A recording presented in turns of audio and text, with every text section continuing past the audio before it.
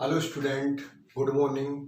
आज हम लोग केमिस्ट्री का एक important chapter surface chemistry start करें। सरफेस केमिस्ट्री थ्योरेटिकल चैप्टर है और यहाँ से आपके एग्जाम में 2 क्वेश्चन पूछे जाते हैं।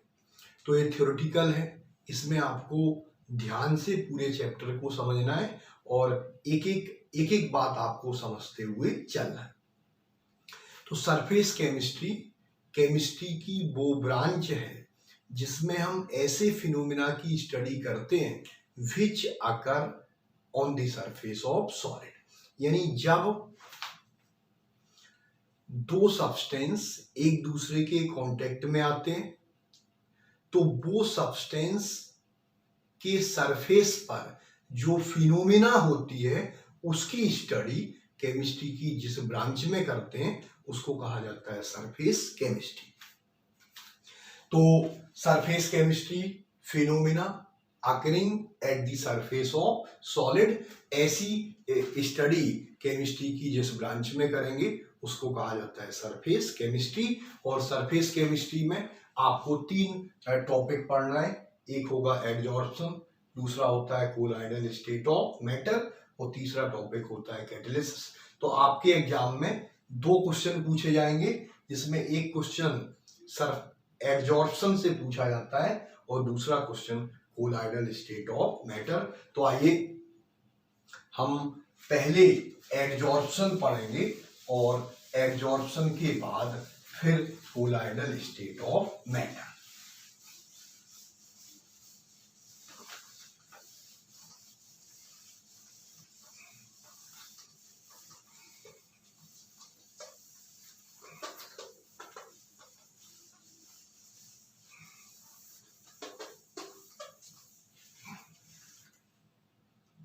तो पहले स्टार्ट करते हैं एडजॉर्प्शन।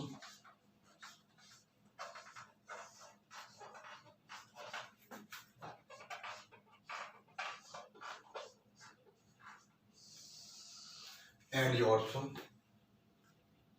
तो एडजॉर्प्शन में it is surface phenomena, it is surface phenomena. तो पहला पॉइंट यही है कि एडजॉर्प्शन एक सरफेस फिनोमिना होता है। अब आप समझिए, जब कोई भी सॉलिड सब्सटेंस लिक्विड या गैस के कांटेक्ट में आता है तो लिक्विड या गैस के मॉलिक्यूल उस सॉलिड के सरफेस पर आकर के एब्जॉर्ब हो जाते हैं। मतलब ये है कि जैसे मान लीजिए कि ये सॉलिड सब्सटेंस है, ये कोई भी सॉलिड है,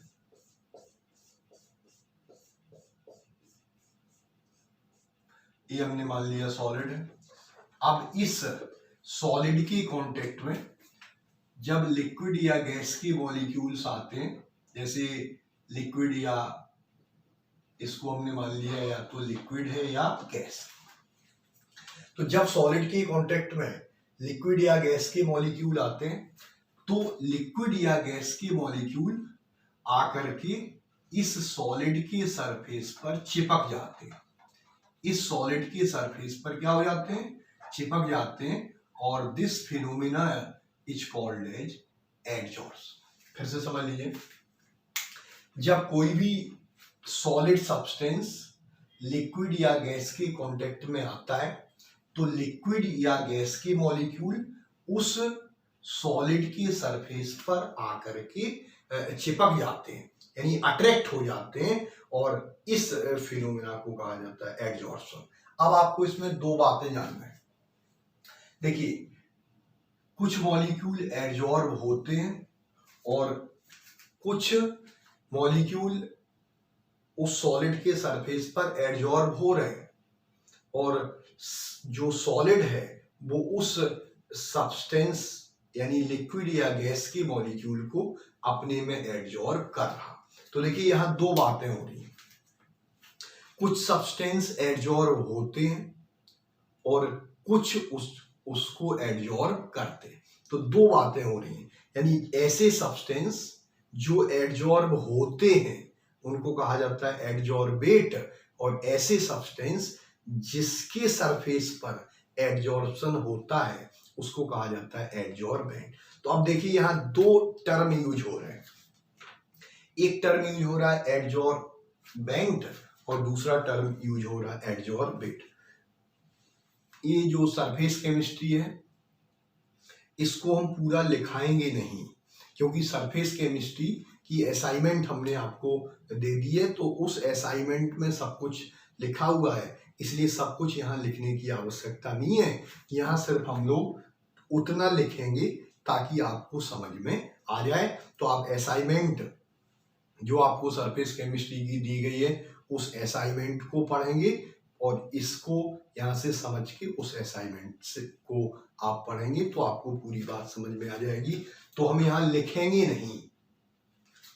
अब आप देखिए इसमें दो टर्म यूज हो रहे हैं, एक टर्म है एडजॉर्बेंट, एक टर्म है एडजॉर्बेंट और दूसरा टर्म होता है एडजॉर्बेट। तो हमें समझना है एडजॉर्बेंट क्या है। तो ऐसा सब्सटेंस जिसके सरफेस पर एडजॉर्प्शन होता है, ऐसे सब्सटेंस को कहा जाता है एडजॉर्बेंट। तो एडजॉर्बेंट क्या होता है? substance on the surface, substance on the surface of which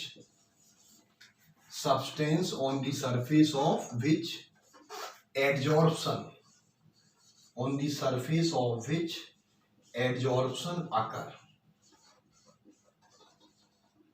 यानी ऐसे सब्सटेंस जिसके सरफेस पर एडजॉर्प्शन होता है, ऐसे सब्सटेंस को कहा जाता है एडजॉर्बेंट। और इस एडजॉर्बेंट का एग्जाम्पल होता है एक्टिवेटेड चारकोल, ये मोस्ट कॉमन एग्जाम्पल होता है,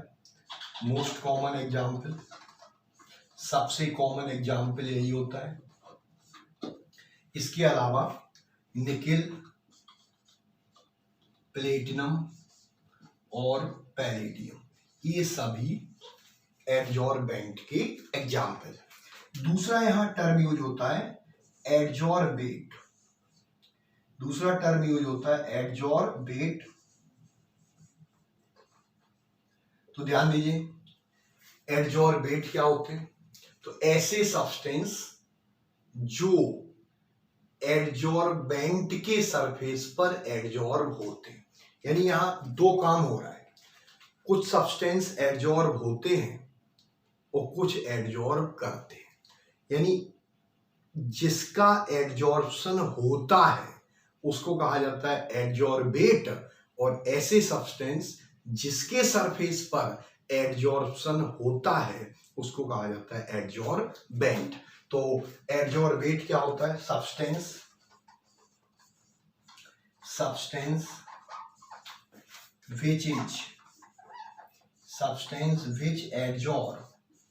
substance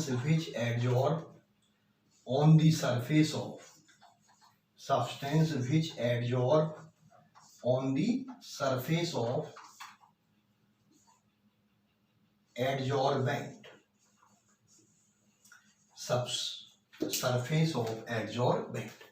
तो ध्यान दीजिए यानी दो काम हो रहे हैं, कुछ सब्सटेंस एडजॉर्ब हो रहे हैं और कुछ उसको एडजॉर्ब कर रहे हैं। तो जो एडजॉर्ब करता है उसको कहा जाता है एडजॉर्बेंट, और जो एडजॉर्ब होता है उसको कहा जाता है एडजॉर्बेट। अब आप समझिए, जैसे हमने ये कहा कि ये सॉलिड है, जब किसी सॉलिड के कांटेक्ट में लिक्विड या गैस के मॉलिक्यूल आते हैं तो लिक्विड या गैस के मॉलिक्यूल उसके सरफेस पर आकर के अट्रैक्ट हो जाते हैं और उसके सरफेस पर चिपक जाते हैं। This phenomena is called as adsorption. अब आप यहां देखिए, यहां दो काम हो रहे हैं। ये जो सॉलिड है, ये सॉलिड के सरफेस पर एडजॉर्प्शन होता है, इसलिए इस सॉलिड को क्या कहा जाता है? एडजॉर्बेंट। और इसमें लिक्विड या गैस के मॉलिक्यूल एडजॉर्ब होते हैं, इसलिए इसको क्या कहा जाता है, एडजॉर्बेट। तो अब आप समझ गए, जिसका एडजॉर्प्शन होता है वो एडजॉर्बेट, और जिस पर एडजॉर्प्शन होता है उसको कहा जाता है एडजॉर्बेंट।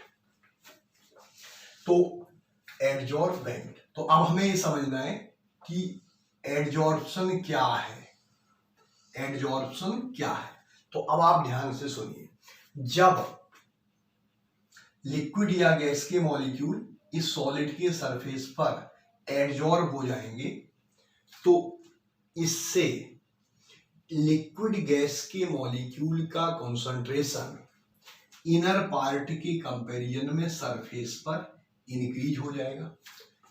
लिक्विड गैस के मॉलिक्यूल का कॉन्सेंट्रेशन एडजॉर्बेंट के सरफेस पर इंक्रीज हो जाएगा in comparison to inner part, या जो बल्की पार्ट है इसके कंपैरिजन में एडजॉर्बेट मॉलिक्यूल का कॉन्सेंट्रेशन सरफेस पर बढ़ जाता है। This phenomena is called as adsorption. This phenomena is called as adsorption. अब आपसे क्वेश्चन पूछा जाता है कि आपको एग्जाम्पल दे देगा और आपसे कहेगा कि बताइए कौन सा एग्जाम्पल एडजॉर्प्शन का एग्जाम्पल होता है।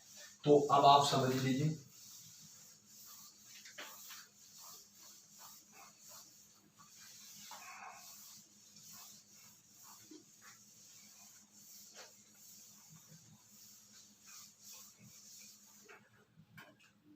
अब आप देखिए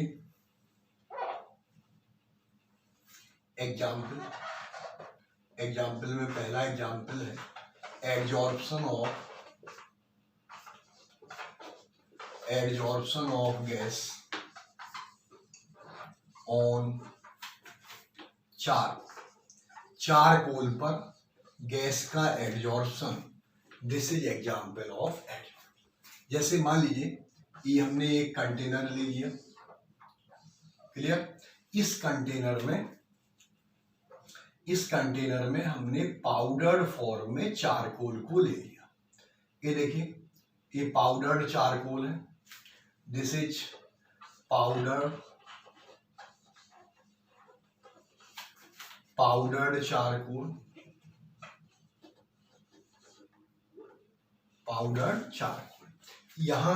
यहां गैस है, इस पॉइंट यहां क्या है, गैस। कोई भी गैस ले लेते हैं, जैसे मान लीजिए अमोनिया गैस, ठीक। तो अब देखिए कुछ समय के बाद ये पाया गया कि ये जो गैस है, गैस का प्रेशर कम हो गया, यानी ये जो गैस के मॉलिक्यूल है, ये गैस के मॉलिक्यूल इस चारकोल के सरफेस पर क्या हो गए, एडजॉर्ब। और आप ये जानते हैं कि जब मॉलिक्यूल्स कम होंगे तो गैस का प्रेशर कम हो जाएगा। तो अब आप ये बताइए, गैस के मॉलिक्यूल इस पाउडर्ड चारकोल के सरफेस पर एडजॉर्ब हो गए, और एडजॉर्ब होने की वजह से कुछ समय के बाद इस गैस का प्रेशर कम हो गया, और गैस का प्रेशर कम होना ये इंडिकेट करता है कि गैस के मॉलिक्यूल एडजॉर्ब हो गए on the surface of charcoal. इसलिए गैस यानी अमोनिया गैस क्या कहलाएगा, एडजॉर्बेट, और चारकोल क्या कहलाएगा, एडजॉर्बेंट। तो आफ्टर सम टाइम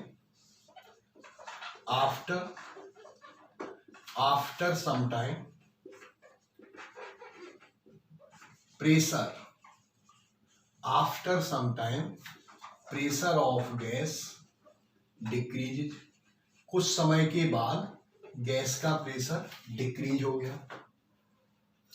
इसका मतलब ये हुआ, जब गैस का प्रेशर डिक्रीज हो गया, इसका मतलब ammonia gas is adsorb on the surface of charcoal, और इसलिए चारकोल को हम क्या कहेंगे, एडजॉर्बेंट, और अमोनिया गैस को क्या कहेंगे, एडजॉर्बेट। अमोनिया गैस क्या होगा, एडजॉर्बेट। क्लियर। दूसरा example, ink ink on the surface of ink on the surface of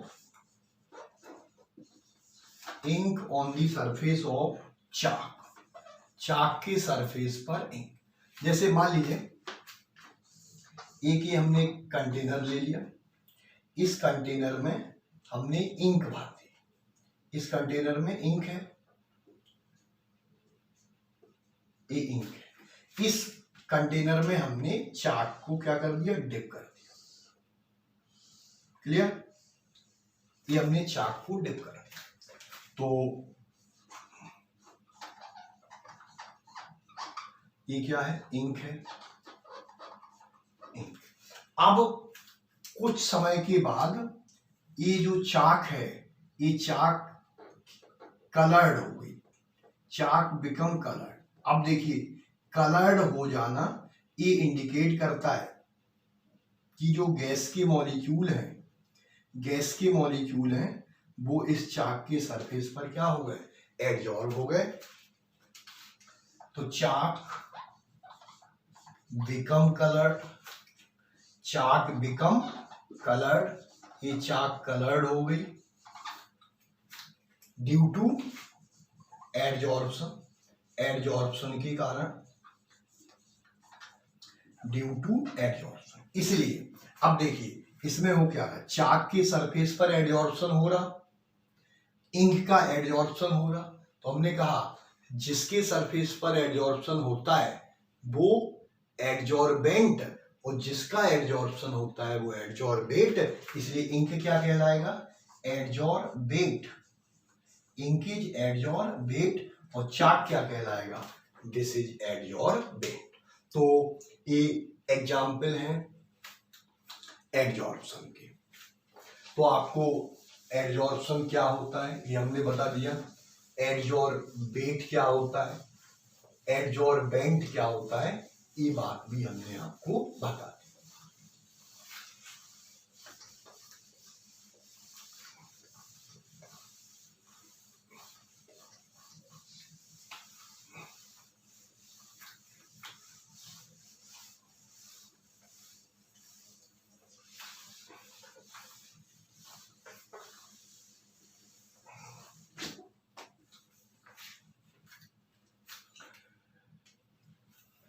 एक टर्म होता है desorption,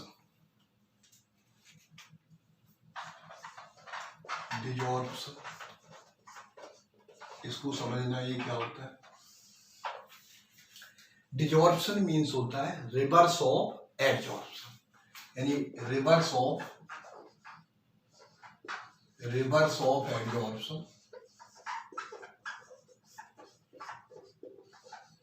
this is called a desorption. अब आप देखिए जैसे अभी अभी हमने आपको बताया कि ये सॉलिड है, हमने कहा कि कोई भी गैस के मॉलिक्यूल, ये गैस के मॉलिक्यूल्स है, ये गैस के मॉलिक्यूल्स है, ये गैस के मॉलिक्यूल इसके सरफेस पर आकर के एडजॉर्ब हो जाएंगे, यानी गैस के मॉलिक्यूल इस सॉलिड के सरफेस पर चिपक जाएंगे, this is called as adsorption.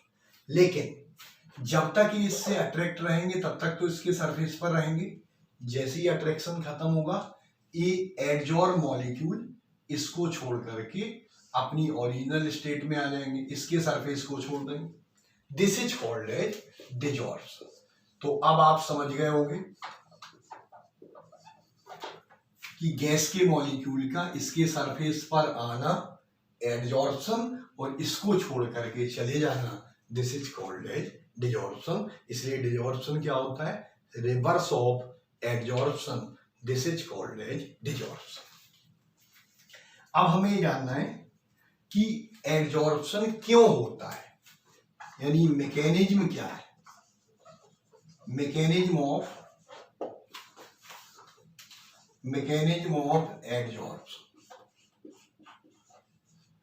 Mechanism of adsorption, adsorption की मैकेनिज्म क्या है। अब आप देखिए कोई भी सॉलिड है, ध्यान से समझिए, कोई भी सॉलिड है वो सॉलिड एटम से मिलकर के बना होगा।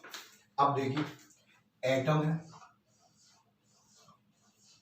तो इस सॉलिड में वो कुछ एटम सरफेस पर होंगे और कुछ एटम इस सॉलिड के इनर पार्ट यानी बल्की पार्ट में होंगे।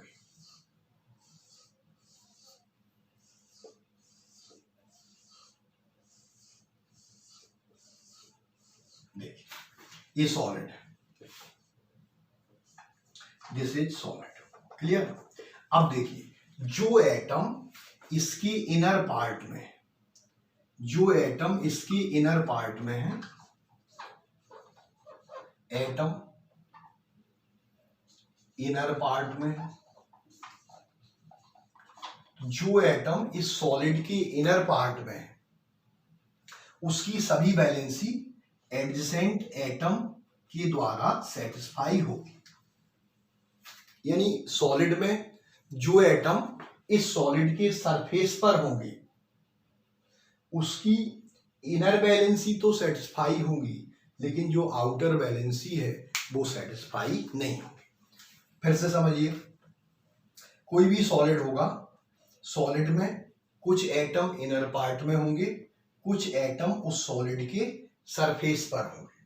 तो जो एटम इनर पार्ट में है उसकी सभी वैलेंसी एडजेसेंट एटम के द्वारा सेटिस्फाई होगी, लेकिन जो एटम इस सॉलिड के सरफेस पर है इसकी सभी वैलेंसी एडजेसेंट एटम के द्वारा सेटिस्फाई नहीं होगी।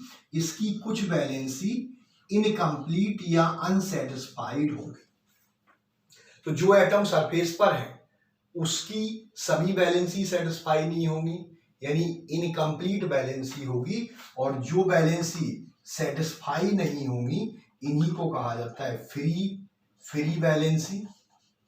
इनको कहा जाता है फ्री वैलेंसी या एक्टिव साइट। फ्री वैलेंसी या active site. These free valency और active site have strong tendency to get satisfy. अब आप ध्यान से सुनिए, तो जो एटम इस सॉलिड के सरफेस पर होंगे उसकी सभी वैलेंसी सेटिस्फाई नहीं होगी। सरफेस पर एटम होंगे उनकी अनसेटिस्फाइड वैलेंसी होगी, और उन अनसेटिस्फाइड वैलेंसी को कहा जाता है फ्री वैलेंसी या active site. These free valency have strong tendency to get satisfied. इसलिए जब भी कोई सब्सटेंस इस सॉलिड के कांटेक्ट में आएगा तो ये जो फ्री वैलेंसी है, ये फ्री वैलेंसी उस मॉलिक्यूल को अपनी तरफ अट्रैक्ट करेगा, और अट्रैक्ट करेगा इसलिए ताकि इसकी वैलेंसी सेटिस्फाई हो जाए। इसलिए हमने आपको पहले ही बताया कि कोई भी सॉलिड के कांटेक्ट में जब लिक्विड या गैस के मॉलिक्यूल आते हैं तो सॉलिड उन लिक्विड या गैस के मॉलिक्यूल को अपने सरफेस पर अट्रैक्ट कर लेता है, और अट्रैक्ट करने का कारण है फ्री वैलेंसी या एक्टिव साइट। तो अब आप ये बताइए, जितना अधिक किसी भी सॉलिड का, कोई भी सॉलिड है, उस सॉलिड का जितना अधिक सरफेस एरिया होगा, फ्री वैलेंसी या एक्टिव साइट की संख्या उतनी ही अधिक होगी, और फ्री वैलेंसी अगर अधिक होगी तो एडजॉर्प्शन की टेंडेंसी अधिक होगी। इसलिए अगर आपसे कहा जाए कि extent of adsorption,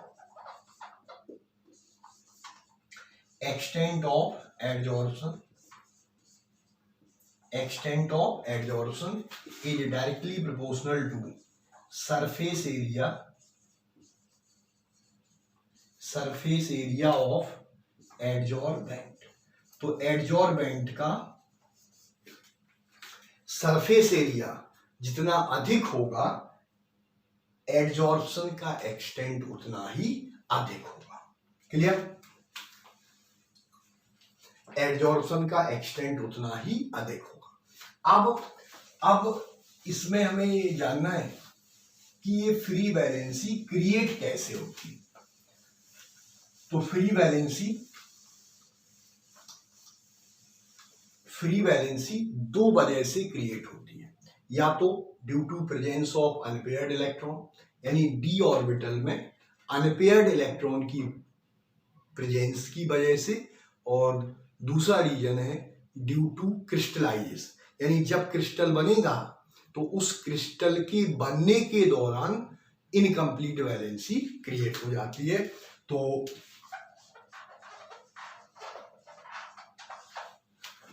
free valency और एक्टिव साइट, फ्री वैलेंसी और active site is due to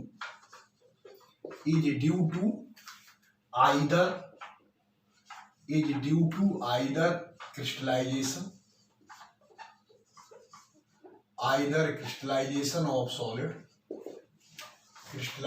of solid or due to presence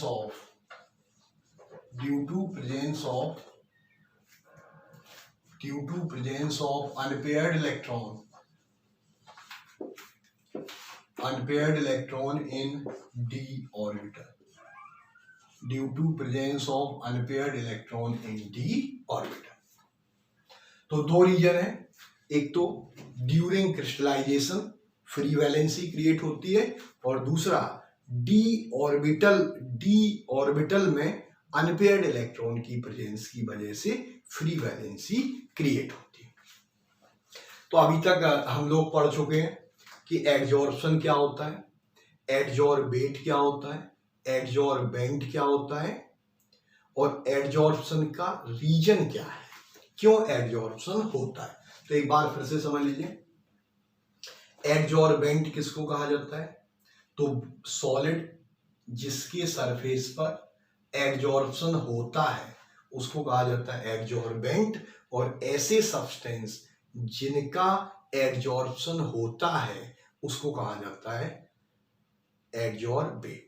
यानी हम अगर कहें तो हम ये कह सकते हैं कि एडजॉर्बेंट के सरफेस पर एडजॉर्बेट मॉलिक्यूल का एडजॉर्ब हो जाना, this is called as adsorption. तो आप एक एक बात ध्यान से समझेंगे तो आपको सभी बातें क्लियर होंगी। यहां हम पूरी बात लिख नहीं रहे हैं, इसलिए नहीं लिख रहे क्योंकि आपके पास ऑलरेडी सरफेस केमिस्ट्री का नोट्स है और इसलिए आप उस यहां समझिए, थ्योरी पूरा और उस नोट्स में लिखी हुई है, आप उसको पढ़ते चलिए। एक टर्म होता है एब्जॉर्प्शन।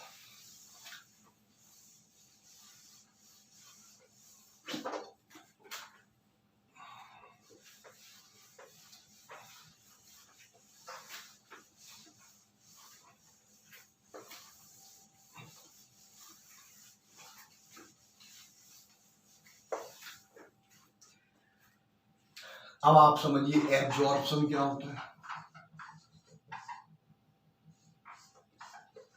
एब्जॉर्प्शन देखिए, एडजॉर्प्शन में जो एडजॉर्बेट मॉलिक्यूल होते हैं वो एडजॉर्बेंट के सरफेस पर एडजॉर्ब होते हैं। इस बात को आप ऐसे समझिए, जैसे मधुमक्खी है, मधुमक्खी का छत्ता आपने सबने देखा है, तो मधुमक्खी के छत्ते पर जिस तरह मधुमक्खी एडजॉर्ब होती, मधुमक्खी चिपकी रहती है, तो this is called as adsorption. तो एब्जॉर्प्शन में एडजॉर्बेट मॉलिक्यूल किसी भी सॉलिड के पूरी बॉडी में यूनिफॉर्मली डिस्ट्रीब्यूट होते हैं। तो देखिए, एडजॉर्प्शन और एब्जॉर्प्शन में क्या डिफरेंस है। एडजॉर्प्शन में एडजॉर्बेट मॉलिक्यूल एडजॉर्बेंट के सरफेस पर होते हैं, लेकिन एब्जॉर्प्शन में एडजॉर्बेट मॉलिक्यूल यूनिफॉर्मली पूरी बॉडी में डिस्ट्रीब्यूट हो जाते हैं। तो इसमें आपको जानना है substance. Substance means adsorbate is uniformly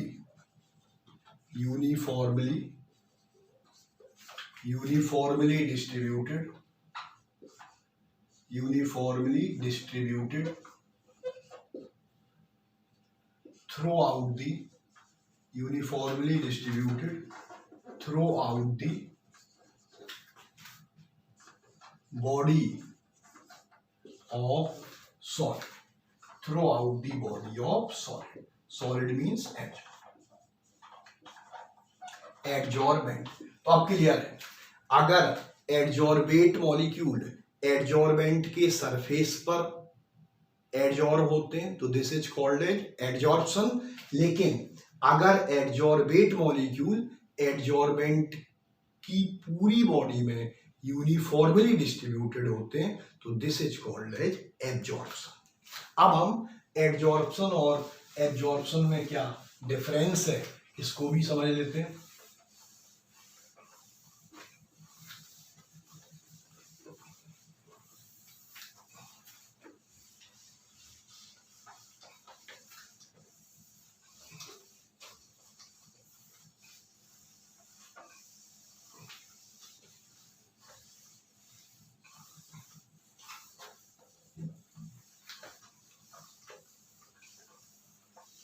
तो एडजॉर्प्शन और एब्जॉर्प्शन में क्या डिफरेंस है जान लीजिए।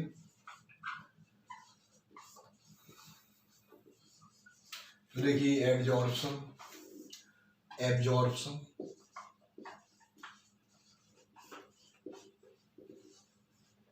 एब्जॉर्प्शन, पहला डिफरेंस ये कि एडजॉर्प्शन सरफेस फिनोमेना, तो it is surface phenomena, it is surface phenomena, that is adsorbate molecule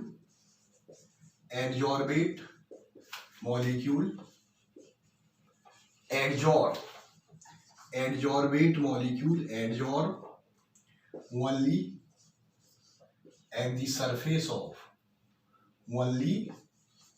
the surface of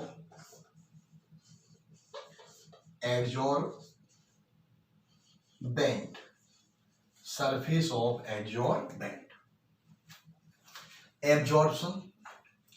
absorption एक पूरी बॉडी की फिनोमेना है, यानी इट इज बल्क फिनोमेना, ये बल्क फिनोमेना होता है। इसका मतलब ये हुआ कि जो एडजॉर्बेट मॉलिक्यूल है वो एडजॉर्बेंट की पूरी बॉडी में यूनिफॉर्मली डिस्ट्रीब्यूटेड होता है, that is adsorbate molecule are uniformly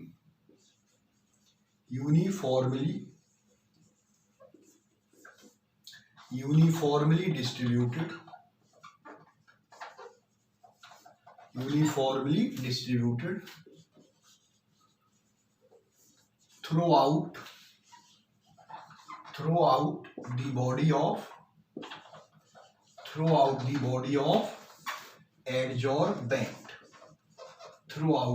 of adsorbent, दूसरा डिफरेंस है कि एडजॉर्प्शन स्टार्टिंग में बहुत फास्ट होता है और फिर धीरे धीरे एडजॉर्प्शन का रेट स्लो हो जाता है, जबकि एब्जॉर्प्शन यूनिफॉर्म रेट से कंटिन्यूअस होता रहता है। तो इनिशियली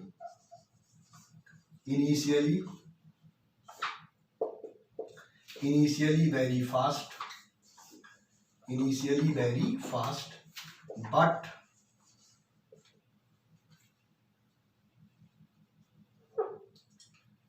डिक्रीजेज विद टाइम के साथ ये डिक्रीज होता जाता है, डिक्रीजेज विद टाइम। एब्जॉर्प्शन में क्या होगा, ये हमेशा यूनिफॉर्म रेट से होता है, यानी absorption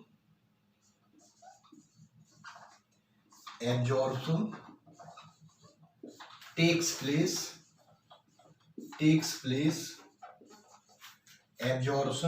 place with uniform rate,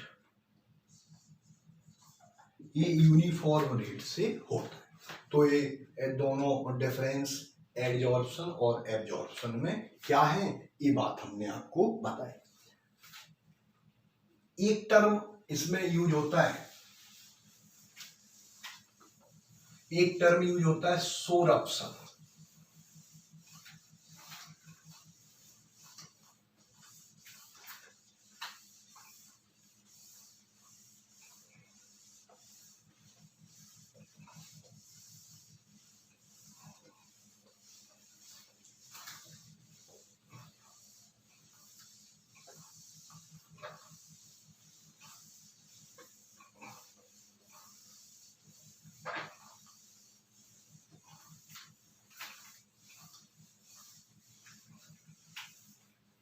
अब आप देखिए सोरप्शन,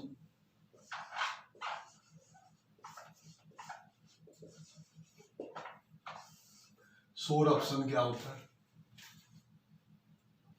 ऐसी प्रोसेस जिसमें एडजॉर्प्शन भी हो और एब्जॉर्प्शन भी हो, यानी ऐसी प्रोसेस जिसमें एडजॉर्प्शन एब्जॉर्प्शन दोनों साइमल्टेनियसली होते हैं, ऐसी प्रोसेस को कहा जाता है सोरप्शन। तो हम क्या लिख सकते हैं? Sorption, sorption is equal to adsorption, adsorption plus absorption, यानी ऐसी प्रोसेस जिसमें एडजॉर्प्शन भी हो और एब्जॉर्प्शन दोनों साइमल्टेनियस हो, उसको कहा जाता है सोरप्शन। जैसे मान लीजिए ये हमने कंटेनर है, इसमें एक बॉडी है, इस बॉडी को हमने ए नाम दे दिया, ठीक। दूसरी बॉडी ए है, इसको हमने बी नाम दे दिया। अब अगर एडजॉर्बेट मॉलिक्यूल, एडजॉर्बेट मॉलिक्यूल अगर इस सॉलिड ए के सरफेस पर अगर एडजॉर्ब हो, केवल कहां? सरफेस पर, तो this is called as adsorption, this is called as adsorption. लेकिन अगर एडजॉर्बेट मॉलिक्यूल इस सॉलिड में यूनिफॉर्मली डिस्ट्रीब्यूटेड हो, पूरी बॉडी में यूनिफॉर्म डिस्ट्रीब्यूशन हो, तो this is called as absorption, this is called as absorption. तो अब आपको क्लियर हो गया होगा एडजॉर्प्शन क्या होता है, एब्जॉर्प्शन क्या होता है। जब एडजॉर्बेट मॉलिक्यूल एडजॉर्बेंट के सरफेस पर एडजॉर्ब होते हैं, तो this is called as adsorption. लेकिन जब एडजॉर्बेट मॉलिक्यूल एडजॉर्बेंट की बॉडी में यूनिफॉर्मली डिस्ट्रीब्यूटेड होते हैं, then this process is called as absorption. Adsorption initially very fast and slow with time, लेकिन एब्जॉर्प्शन यूनिफॉर्म रेट से पूरी बॉडी में यूनिफॉर्म रेट से होता है।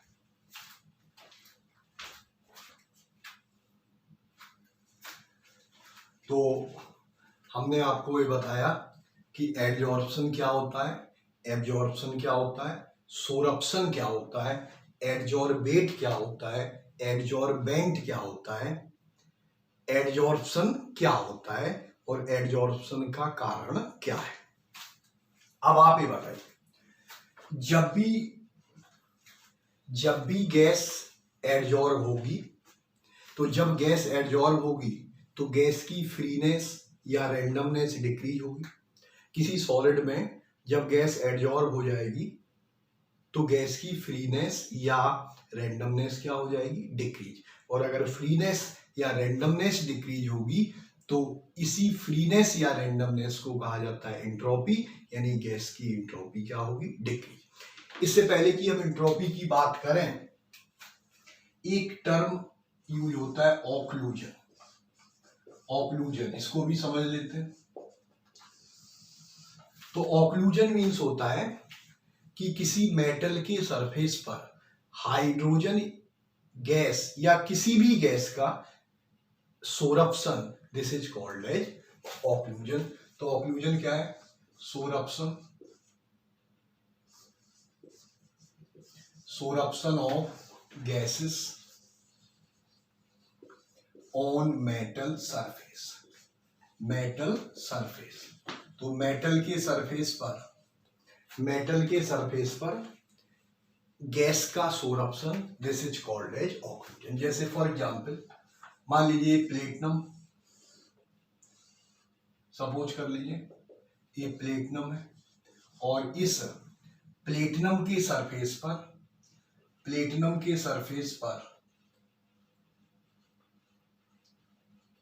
इस प्लेटिनम के सरफेस पर हाइड्रोजन गैस, ठीक, ये हाइड्रोजन गैस का क्या हो गया, sorption. This sorption of hydrogen gas on metal surface, this is called as occlusion. और हाइड्रोजन को कहा जाता है ऑक्लूडेड हाइड्रोजन। क्या कहते हैं इसको, occluded hydrogen gas, occluded hydrogen gas.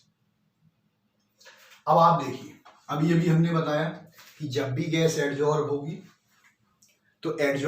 तो फ्रीनेस या रैंडमनेस डिक्रीज होगी, और रैंडमनेस डिक्रीज होगी तो हमेशा एंट्रोपी, गैस की एंट्रोपी डिक्रीज होगी।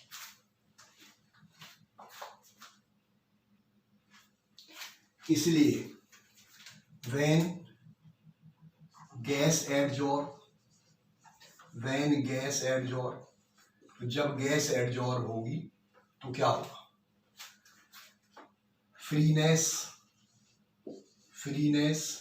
या रैंडमनेस डिक्रीज होगी। और आप जानते हैं कि फ्रीनेस या रैंडमनेस को ही क्या कहा जाता है, एंट्रोपी। इसलिए एंट्रोपी ऑफ गैस की एंट्रोपी क्या होगी, डिक्रीज होगी। और एंट्रोपी डिक्रीज होगी, that is delta S is less than 0। Delta S की वैल्यू क्या होगी, 0 से कम होगी।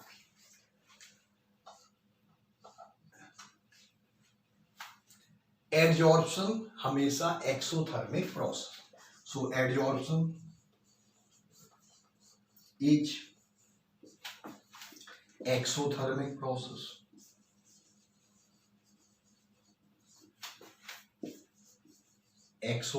प्रोसेस। और आप ये बताइए, जब एक्सोथर्मिक होगा तो डेल्टा एच की वैल्यू भी क्या होगी, लेस देन 0 या नेगेटिव।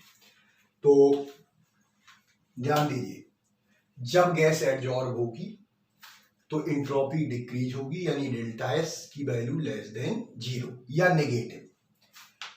एडजॉर्प्शन एक्सोथर्मिक प्रोसेस होगी। एक्सोथर्मिक प्रोसेस इसलिए होगी कि जब एडजॉर्प्शन होगा तो एडजॉर्बेट और एडजॉर्बेंट मॉलिक्यूल के बीच में एक बॉन्ड बनती है, और आपको पता है कि जब बॉन्ड बनेगी या अट्रैक्शन होगा तो एनर्जी रिलीज होगी, और एनर्जी रिलीज होगी तो एडजॉर्प्शन इज एक्सोथर्मिक प्रोसेस। अब हमें जानना है इंथैल्पी ऑफ एडजॉर्प्शन क्या है।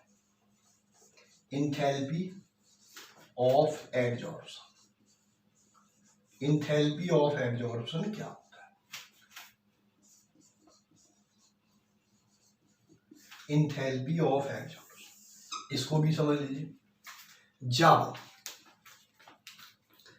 1 मोल एडजॉर्बेट एडजॉर्बेंट के सरफेस पर एडजॉर्ब होगा, 1 मोल एडजॉर्बेट एडजॉर्बेंट के सरफेस पर एडजॉर्ब हो, इसमें जितने अमाउंट हीट रिलीज होगी उसी को कहा जाता है एंथैल्पी ऑफ एडजॉर्प्शन। तो एडजॉर्प्शन में एंट्रोपी डिक्रीज होती, यानी डेल्टा एस की वैल्यू नेगेटिव होगी। हीट रिलीज होती, यानी process is exothermic, so delta H की वैल्यू नेगेटिव होगी। एडजॉर्प्शन स्पॉन्टेनियस प्रोसेस होता है। ये भी adsorption adsorption is spontaneous process, spontaneous adsorption spontaneous process है। और आप ये जानते हैं कि अगर स्पॉन्टेनियस होगा तो डेल्टा जी की वैल्यू भी क्या होगी, लेस देन जीरो या negative.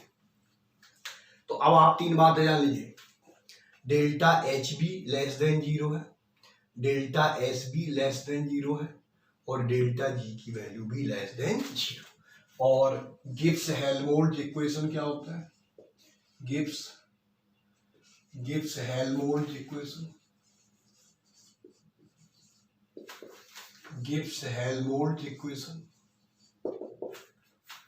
Delta G is equal to delta H minus T delta S. अब आप ये बताइए कि डेल्टा एस की वैल्यू क्या होती है एडजॉर्प्शन के लिए, नेगेटिव होती है, डेल्टा एच की वैल्यू भी क्या होती है, नेगेटिव। अब अगर आप इसमें साइन रखिए तो ये नेगेटिव होगा, यहां जब आप नेगेटिव वैल्यू रखेंगे तो नेगेटिव नेगेटिव पॉजिटिव हो जाएगा, इसलिए delta G equal to minus delta H plus T delta S, ये हो जाएगा टी डेल्टा एस। अब आप देखिए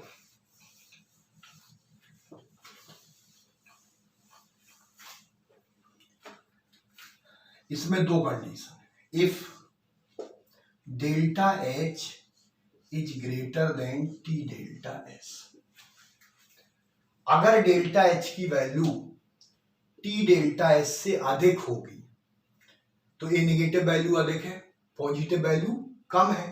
तो जब नेगेटिव वैल्यू अधिक है तो डेल्टा जी की वैल्यू भी क्या आएगी, नेगेटिव आ जाएगी, यानी डेल्टा जी नेगेटिव होगा। और आपको पता है कि अगर डेल्टा जी नेगेटिव होगा तो प्रोसेस कैसी होती है, spontaneous, spontaneous process,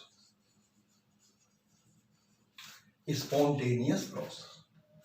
If delta H equal to T delta S, यानी डेल्टा एच और टी डेल्टा एस की वैल्यू इक्वल हो जाए, तो जितनी वैल्यू नेगेटिव होगी उतनी ही वैल्यू पॉजिटिव, इसलिए डेल्टा जी क्या हो जाएगा, delta G equal to zero.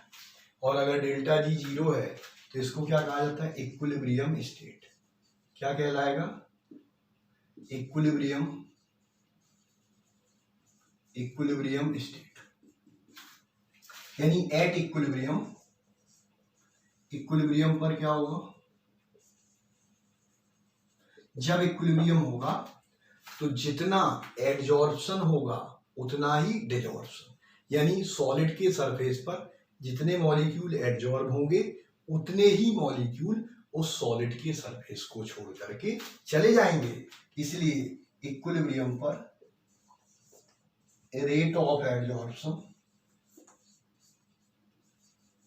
is equal to rate of adsorption is equal to rate of desorption, adsorption का रेट और डिजॉर्प्शन का रेट इक्वल। अब एडजॉर्बेट और एडजॉर्बेंट मॉलिक्यूल के बीच में फोर्स ऑफ अट्रैक्शन होगा, तो एडजॉर्बेट और एडजॉर्बेंट मॉलिक्यूल के बीच में फोर्स ऑफ अट्रैक्शन के बेसिस पर एडजॉर्प्शन दो तरह का होता है। तो types of adsorption, types of adsorption,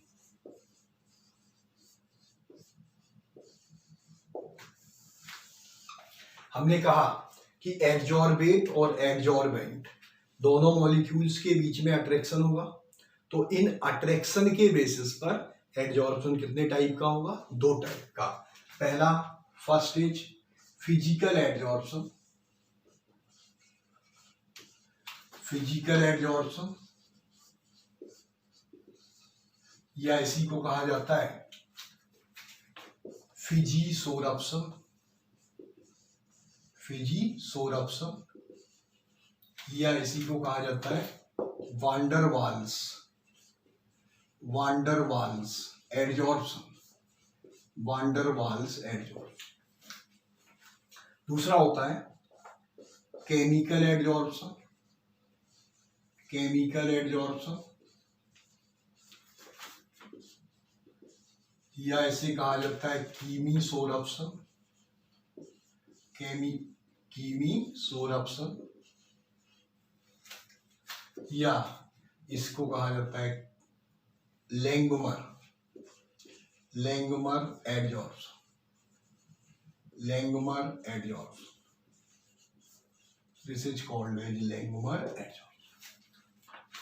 तो ध्यान दीजिए, एडजॉर्बेट और एडजॉर्बेंट दोनों के बीच में किस टाइप का अट्रैक्शन फोर्स है, उसके बेसिस पर एडजॉर्प्शन दो तरह का, फिजिकल एडजॉर्प्शन या फिजिसोरप्शन, या इसी को कहा जाता है वान डर वाल्स एडजॉर्प्शन। दूसरा होता है केमिकल एडजॉर्प्शन, कीमीसोरप्शन, या इसको कहा जाता है लैंगमर एडजॉर्प्शन।